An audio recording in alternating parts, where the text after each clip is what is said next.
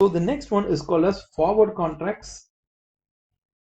Under the terms of a currency forward contract, one party agrees to exchange a certain amount of one currency for a certain amount of another currency at a future date.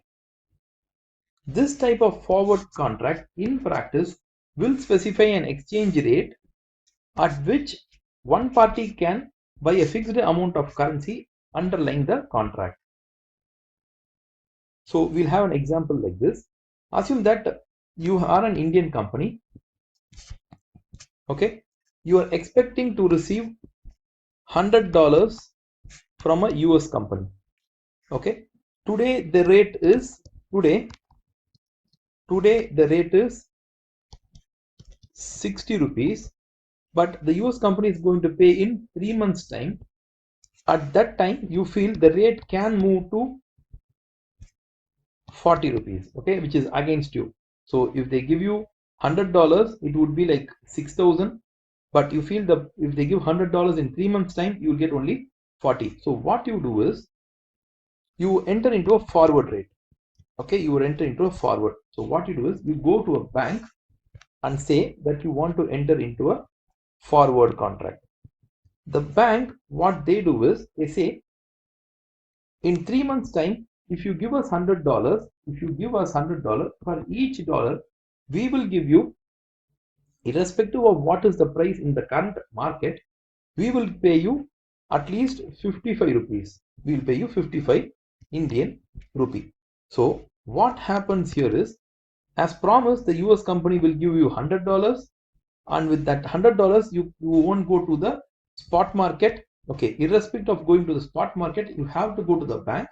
As promised, you have to give the bank $100, and the bank will give you 5,500 rupee for the $100 that they have promised you. Okay, so irrespective of whatever happens, you will receive the 5,500 Indian rupee.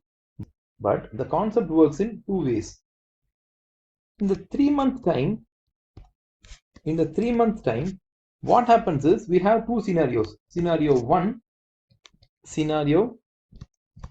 1, and we'll have a scenario 2. Okay, in scenario 1, the actual market rate has been something like 60 rupees. Okay, in another scenario, the market rate, okay, in the 3 month time is around 50 rupees. So now what happens here is, you have got $100. As promised, the bank has given you 55 rupees. But how much would you have got if you have not gone for the forward contract? You would have got 60 rupees. Now, have you lost your money? The answer is yes. Because without the forward contract, you could have given the $100 at 60 rupees now, but you have already promised them at 55, so you have to give them.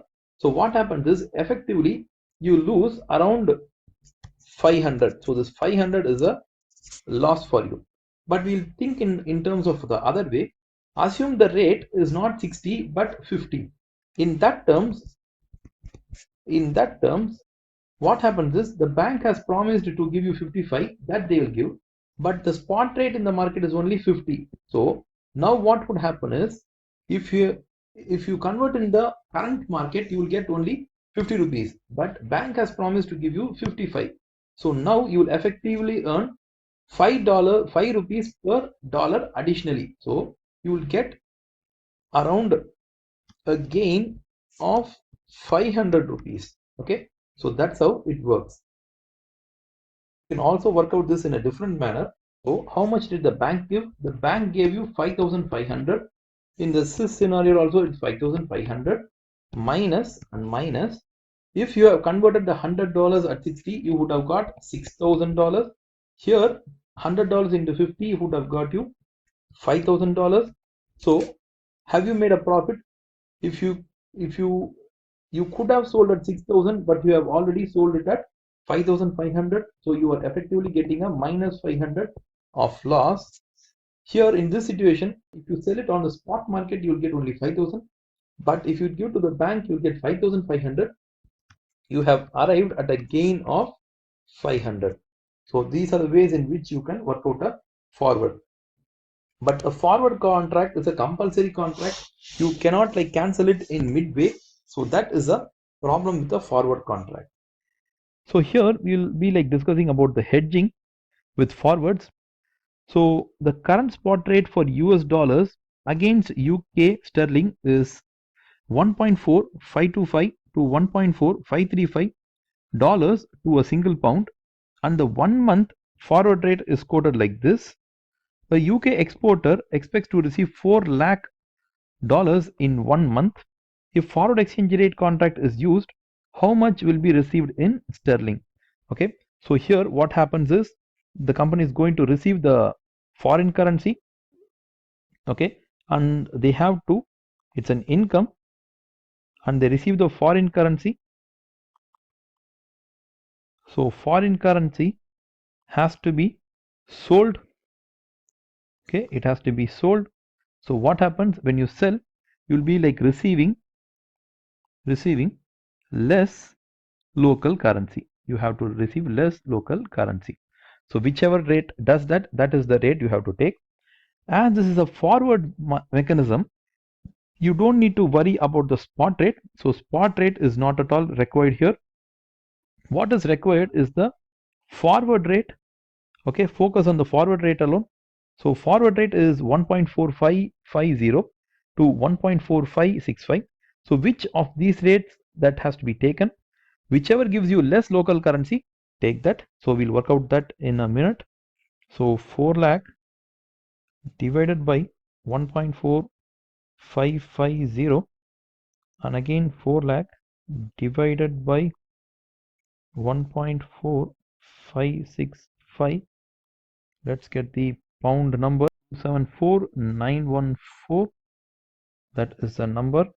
Here we get 274630.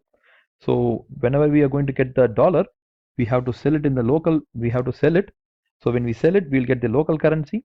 When we get the local currency, we have to get the less local currency. So which one gives the less? This one.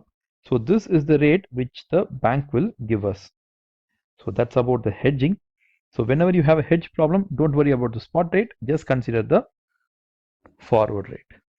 You can reach me at my website wowacademics.com, or you can also see my Quora answers. I am active in LinkedIn and in Facebook page, so you can visit at these places. If you just type Shyam Prasad and Wow Academics, you will get all these links in Google search itself. And if you like this video, give a like, share to your friends, and if you feel that any points we have missed in this video, you can post it. We will try to give an answer to you in the comment section itself, or we'll also create another video for you. So thank you for watching our video.